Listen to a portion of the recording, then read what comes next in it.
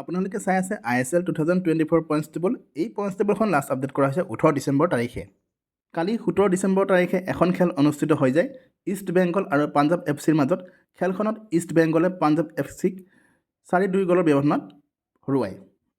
সেয়েহে 1 নম্বৰত আছে ATK মোহন বাগান, 11 মেচ খেলিছে 26 পইণ্ট। 2 নম্বৰত আছে বেংগলুৰু, 12 মেচ খেলিছে 24 পইণ্ট। 3 নম্বৰত আছে উৰিষ্যা, 12 মেচ খেলিছে 19 পইণ্ট। 4 নম্বৰত আছে গোৱা, 11 মেচ খেলিছে 19 পইণ্ট। 5 নম্বৰত আছে পাঞ্জাৱ, 11 মেচ খেলিছে 18 পইণ্ট। 6 নম্বৰত আছে জামছেদপুৰ FC, 10 মেচ খেলিছে 18 পইণ্ট। 7 নম্বৰত আছে মুম্বাই চিটি, 11 মেচ খেলিছে 17 পইণ্ট। 8 নম্বৰত আছে নৰ্থ ইষ্ট ইউনাইটেড, 11 মেচ খেলিছে 15 পইণ্ট। 9 নম্বৰত আছে চেন্নাই FC, 12 মেচ খেলিছে 15 পইণ্ট। 10 নম্বৰত আছে কেৰালা ব্লাষ্টাৰ্ছ, 12 মেচ খেলিছে 11 পইণ্ট। 11 নম্বৰত আছে ইষ্ট বেংগল, 11 মেচ খেলিছে 10 পইণ্ট।